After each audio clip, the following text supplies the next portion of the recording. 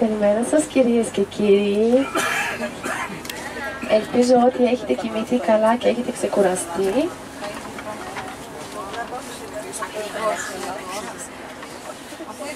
Τώρα, τι περιλαμβάνει το σημερινό μας πρόγραμμα? Η πρώτη μας στάση είναι στη Σωζόπολη, στην παλιά πόλη, όπου θα κάνουμε ξενάγηση στις παλιές εκκλησίες. Θα έχουμε λίγη ελεύθερη ώρα, διότι εκεί δεν έχει τώρα, σχεδόν δεν έχει μαγαζάκια ανοιχτά. Στη συνέχεια θα γυρίσουμε στο Μπουργκάς χωρίς να σταματάμε. Θα κάνουμε ξενάγηση περνώντας με το λεωφορείο από το κέντρο. Η επόμενη στάση μας θα είναι στην Αγχίαλο, δηλαδή στο Πομόριε, στο μοναστήρι του Αγίου Γεωργίου.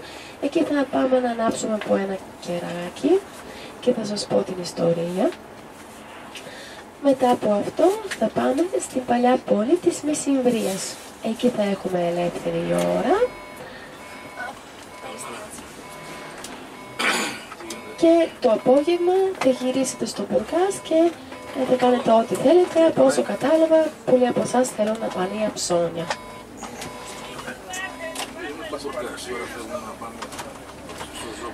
Για τον Μπουργκάς τώρα δεν θα μιλήσω, γιατί αργότερα όταν γυρνάμε από την Σωζόπολη πάλι θα περάσουμε από εδώ, τότε θα σας τα πω όλα μαζεμένα.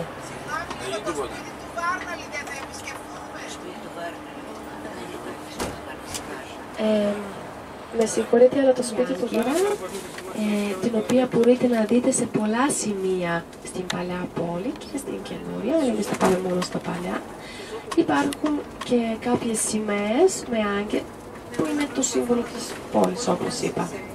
Η Απολλωνία χωρίζεται σε παλιά και καινούρια πόλη. Η καινούρια πόλη αυξάνεται συνεχώς σε μέγεθος. Οι Έλληνες είναι συγκεντρωμένοι στην παλιά πόλη. Εκεί λοιπόν, όσο διαρκεί η καλοκαιρινή σεζόν, από τον Μάιο μέχρι αρχές Οκτωβρίου, απαγορεύεται να μπαίνουν αυτοκίνητα μέσα παρά τα αυτοκίνητα των μόνιμων κατοίκων της παλιάς πόλης. Τώρα απέναντι μας αριστερά φαίνεται το μεγάλο νησί. Αυτό το νησί είναι του Αγίου Ιωάννη του Προδρόμου. Εκεί βρισκόταν το μοναστήρι του Αγίου Ιωάννη του Προδρόμου, από εκεί έρχεται και το όνομα.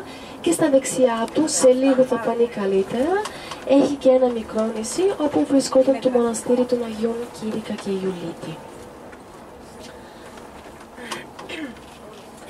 Τώρα πάλι αριστερά, δίπλα στα νησιά, εκεί φαίνεται και το μεγάλο λιμάνι της Σωζόπολης, Μαρίνα Σωζόπολη. Εκεί είναι το πάρκινγκ και θα αφήσουμε το λεωφορείο, μετά εκεί πάλι θα μαζευτούμε όλοι για να φύγουμε.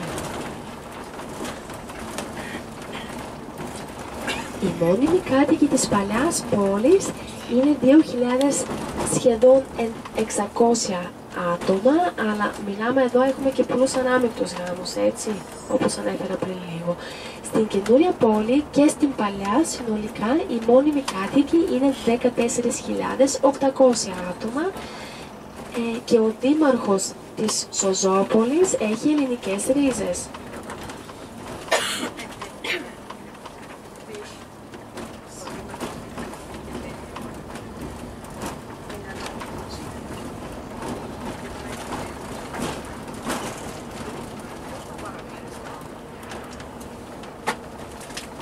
Το μικρό νησί τώρα φαίνεται, πέφτει στα αριστερά μας και δεξιά του μεγάλου νησιού, το βλέπετε? Ακριβώς δίπλα είναι.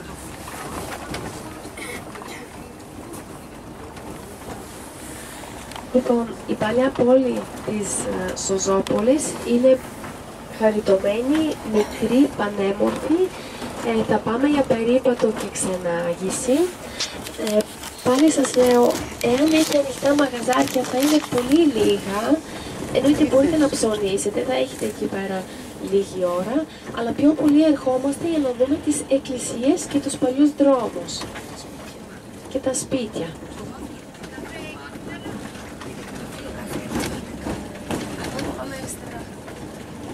βάθος αριστερά είναι η Βάρνα, στο βάθος πολύ.